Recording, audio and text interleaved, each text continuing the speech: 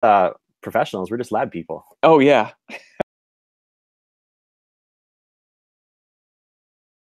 Starting again. So, all right, if you're back, you have your standard Hollies, you have your standard, any other appliance that you make, and so especially when you're trying to come up with a brand, the important thing is that there's two different philosophies for branding. You have a branded house, and you have a house of brands. An example of a house of brands would be something like Procter & Gamble. They make 10,000 different things, 10,000 brands, and that is what makes up Procter & Gamble.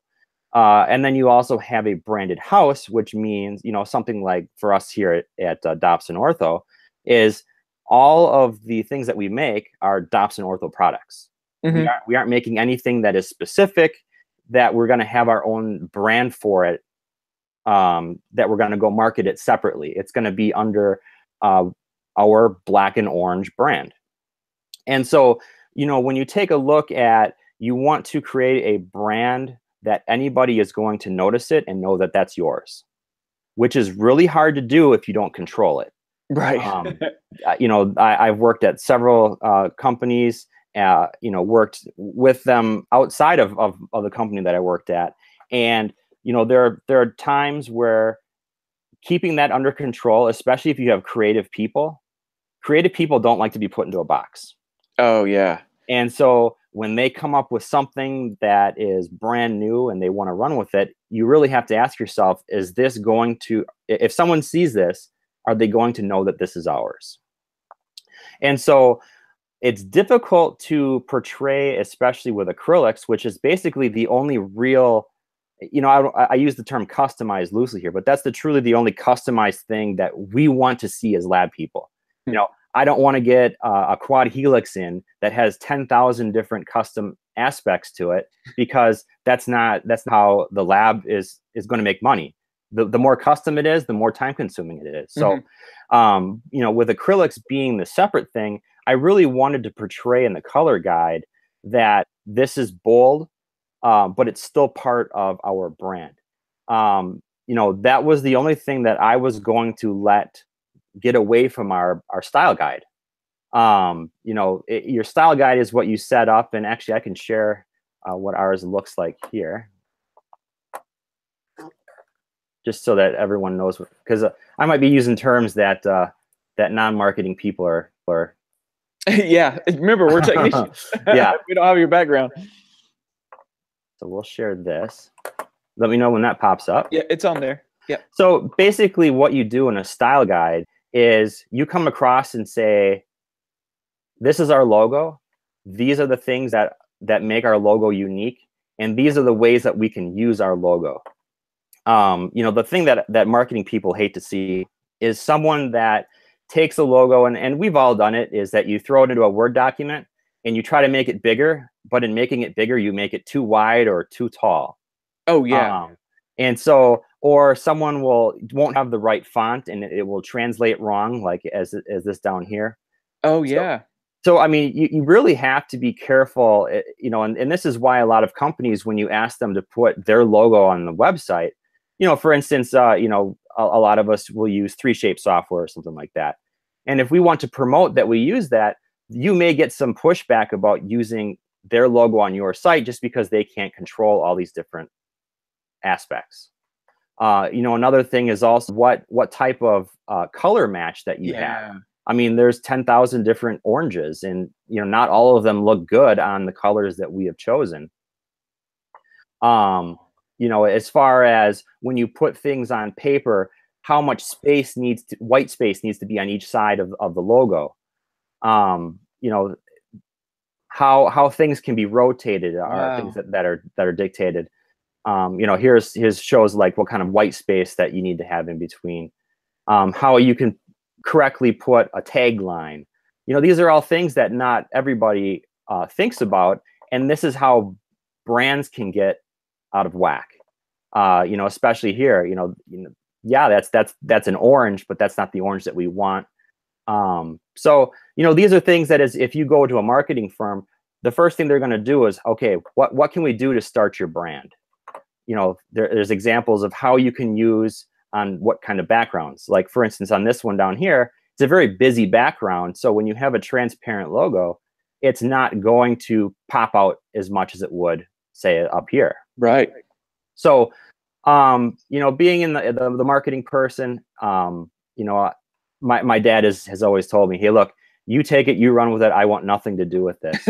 But in doing so, you kind of have to keep everybody else in check, especially because everyone wants to do their own thing.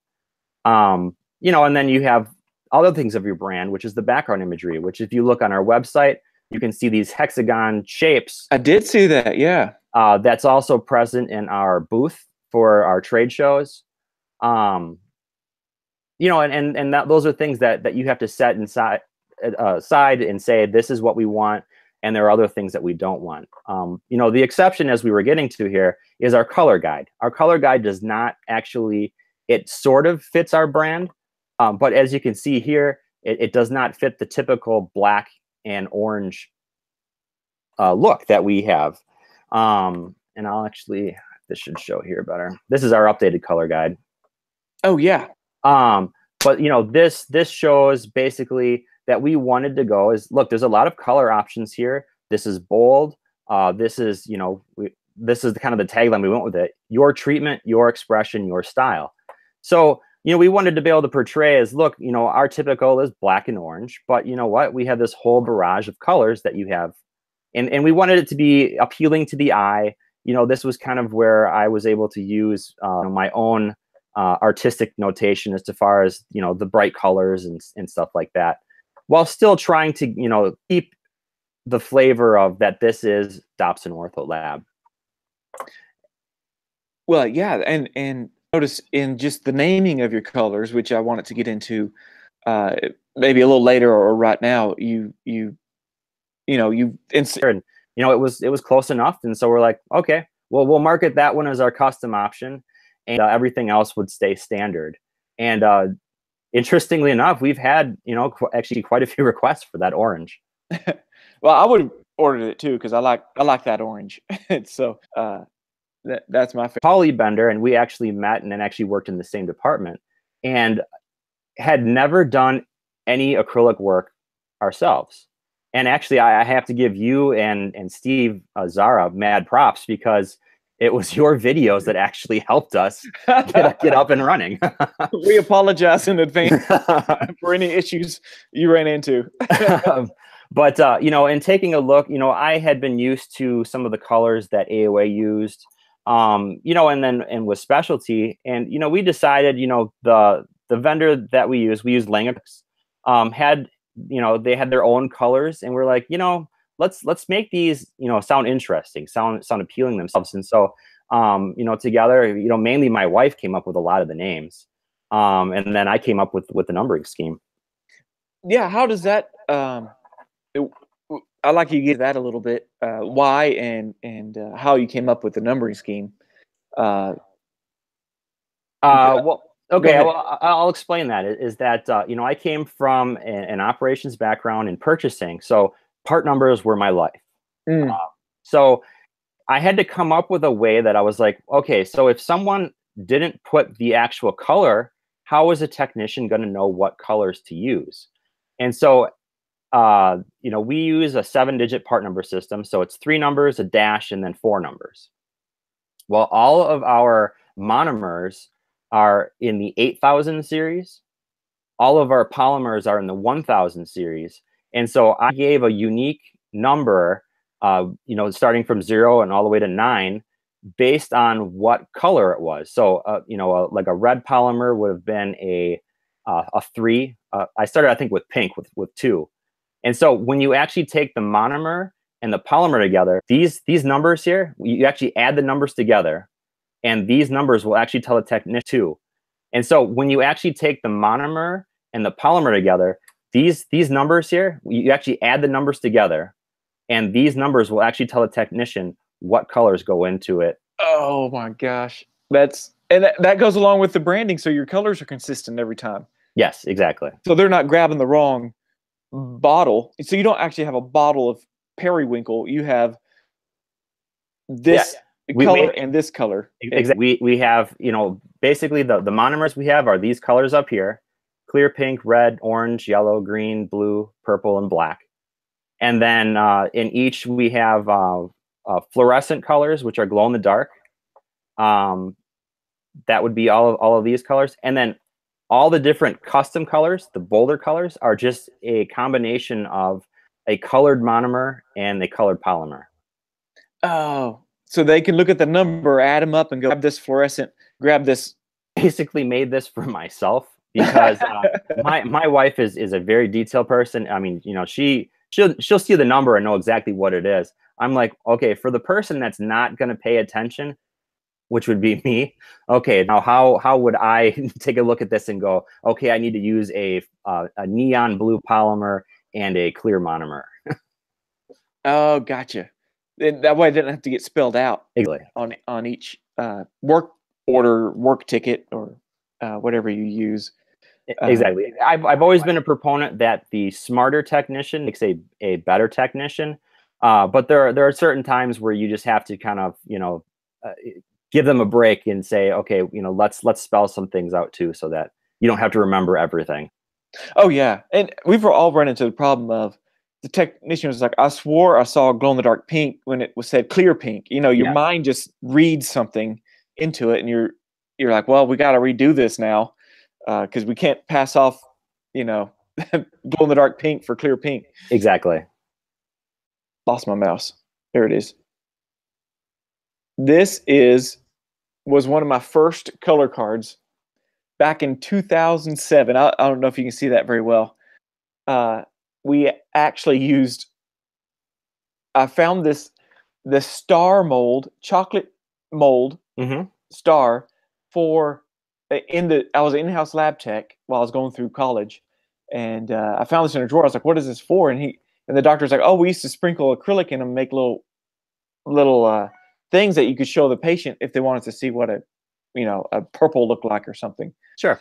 So I took that from him when I opened my own lab, and I made them all the colors, and when you popped them out, they were shiny, so you didn't have to pumice or buff them or anything. It was perfect smooth. Yeah, I was just going to ask you. I was like, that looks like a nightmare. But yeah, that's what was great about these little chocolate molds. They didn't interact with the acrylic, and then you just pop them out like an ice cube tray.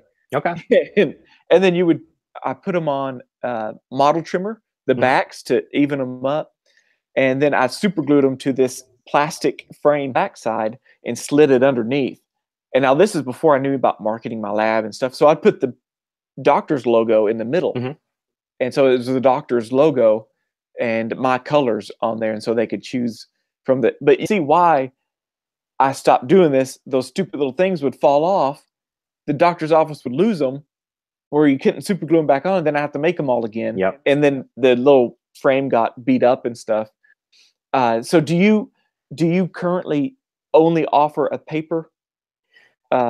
Yes, and I'll tell you why. Is when we we actually opened the business at the AAO in 2016 in Orlando, and we made little round chips, and took those to the show with us. And I basically just took one of those like a chain, like a pull chain. Oh yeah, I have a picture of that, I think. Yeah. And so we just had that and just had them looped in a chain and had them sitting on the table. And we had numerous accounts saying, "Can you make us one of those?" And I'm like, "Do you know how much labor goes into that?" But being in marketing, I knew that if I could match Pantone, and this is actually came from a print shop. I have every single Pantone color that I knew if I could match them up with the acrylic and put them onto a piece of paper, we could get pretty close to what that acrylic was going to turn out as. The only one that's really trouble is I know that there are a lot of orange acrylics that are more translucent than they are opaque. So we had, you obviously have to have the caveat that you can't guarantee that the color is going to be an exact of what you think it's going to be. But we can get pretty close. Yeah, that's and so going on to that, I'm glad you talked about using that Pantone. Yes. No, so I use JBC acrylic. I've always liked working how it fooled me. Yeah, I'm I have an accounting degree, and so if I can do it, anybody can do it. Oh, good point. And the naming of them. And then obviously we kind of hit some of the local things. I mean, we went with a Georgia peach, and we came up with a gray color that we're like, I don't know what we can do with it, and we're like, the last thing we saw was an African gray parrot, so we're like, okay, African gray, let's go with it. Oh, that's great. But a lot of the things were just kind of how can we make these colors sound cool, and I mean, you could use tomato red or you can use hibiscus. One of the ones that actually has become a favorite was we had Lang actually had to discontinue their contemporary colors, which we had to change now some of the colors that we offered. And so we went with, it was an electric yellow, and we poured it up and we're like, that looks like Mountain Dew. We're like, well, we can't use Mountain Dew. And then we're like, how about Mountain Dude? That has to be my favorite name that you've come up with, is Mountain Dude. So that's how that one came up. We're like, well, it looks like Mountain Dew, but we can't use Mountain Dew. Yeah. Man, that's hilarious. I was going to bring that up too. That when you posted that on Facebook or it was your Instagram, I was like, oh, that is a perfect name for that. And I know we don't market patients, but we kind of do in a way. And that was my whole stint for creating retainerdesigner.com and offering this online design your own retainer. This is back in HTML. It was super slow. But I knew and it may just be because the orthodontist doesn't want the kid sitting in the chair for an hour looking. Yeah.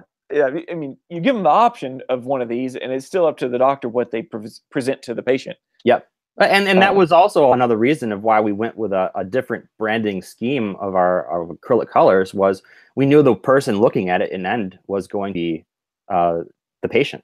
Yeah. And so you wanted the vibrant colors, and whether we like it or not, any pictures we put out on our website, people will take those and they put them into their blogs. I mean, I get random hits on our website, and I take a look at where it came from, and it was someone talking about a Holly retainer they just got, and our picture was the one that they found, and they posted it to their friends. I found many of my pictures from to choose a color, or I got so that's something that we have to kind of deal with when coming up with a color guide. Is can it be divisible? Have you thought of anything like that, where you're like, if you want the basic colors, here's this one. I think I've seen a color guide out there, and I want to say it was.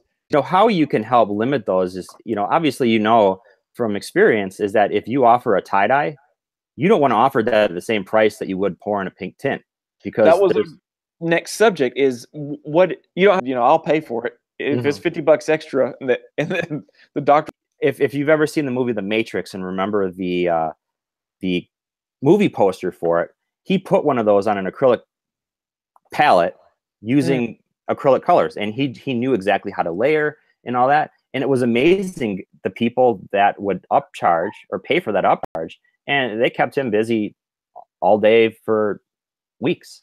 That's all he did. Was he was the artistic? He was the artistic one. He had his special burrs, and he would blend the acrylics on the fly and then lay them all. That's amazing. Oh, it was phenomenal. See, he needs to make a YouTube channel, and we all learn from him. And because most of us only learned from what we've been taught or what we've learned, or failed experiments, many failed experiments. Like you just posted your rose gold. No. Yes. And I was trying to.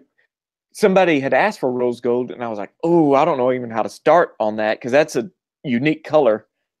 And added gold glitter, and we're like, well, we've tried, and we're like, we really don't want to put glitter with an opaque color, because it looks like junk. And we're like, you won't be happy with it. So we're like, pink tint, and that's what it was. It was pink tint and gold glitter.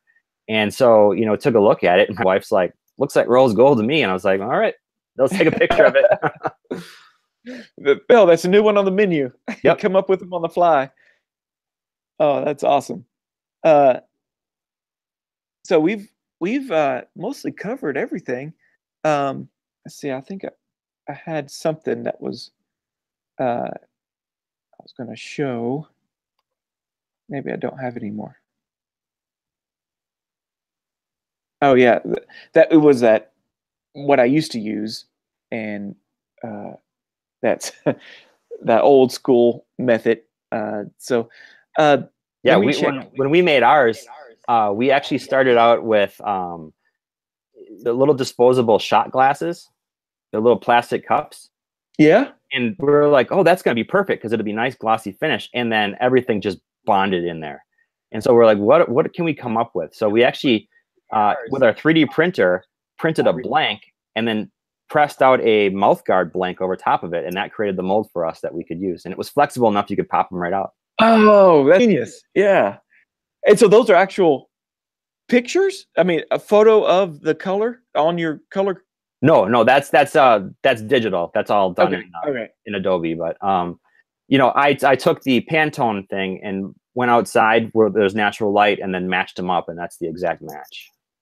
Oh wow! So that's man,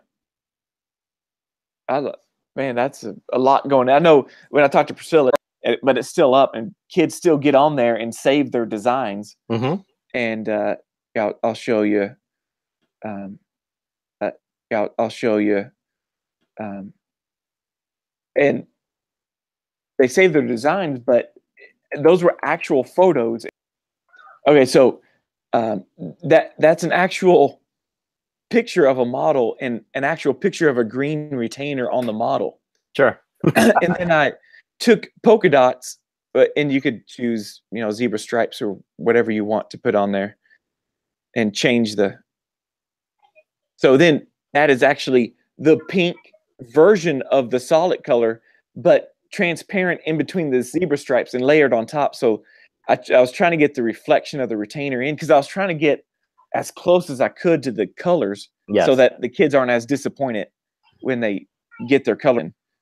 So, but the funny thing was, you know, this is old, but kids, going back to what we were talking about before, you know, this was March 24th, this girl power, you know, she created this, the world's best retainer. And so they're still creating their own designs, and, you know, things like this one with the camo. I never call it camouflage because I just use camo pattern or whatever.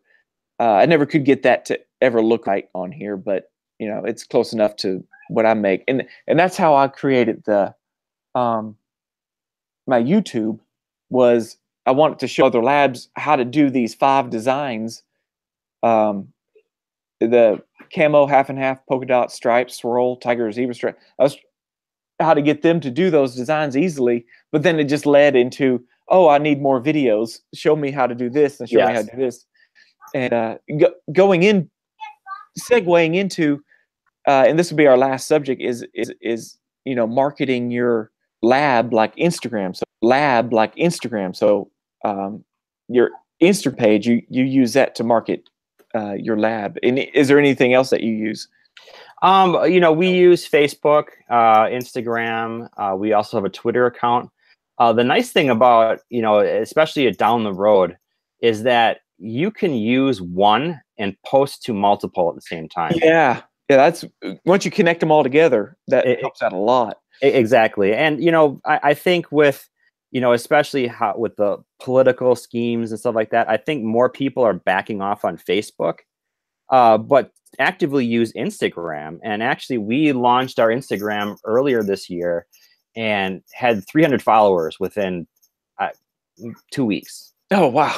And so we're like, okay, well, you know, let's go with this then. And then so, you know, I love doing design layouts and stuff like that. So I use, you know, I'm not bashful about admitting, you know, I use Snapseed. That's I think it's a Google product, but in conjunction with my iPhone, take some pictures while I'm in the lab and then just go to work. So come up with something. Explain what is Snapseed. Is that like a photo editing software? It's like a photo editing software, yeah. Oh, okay. Photoshop and all that, but there are times when I'm sitting out in the lab where, I really don't want to upload it to my computer and then go through all the hassle. Oh yeah. That, there's limitations to what fonts and stuff you can use, but I found that for Instagram purposes, the combination between the iPhone and Snapseed and then Instagram was a perfect match. Oh yeah, that's great. Well, I'm gonna end it here. I think we're past our time, but it's been really great talking to you, and I really appreciate you coming on board and talking to us about this. Just one little aspect of the Ortho Lab business that we all have to run. Let everybody know where they can find you. Yeah. We just talked about Instagram. Lost the account or whatever email I put it to, and I couldn't recover it. So that's the only one that's Dobson Ortho Lab. But you can follow us on there. I try to post pictures fairly regularly, and that's also a thing, especially with social media, is you need to have content. Yeah. If you're only going to post once every couple of months, you're probably not going to retain your followers. So make sure that if you're going to launch an Instagram page, come up with 10, 12 photos right away before you even launch it, and then plan out when you're gonna release them. Well, and we'll have you on again, and we'll completely talk about social media marketing and stuff, which ties in with this. But man, I really appreciate you coming out. Nice to meet you, first of all, and we'd love to have you down in Texas next April to talk more about this stuff if you're able to, and I'll talk to you about that later on. But until then, stay on, Josh. You stay on.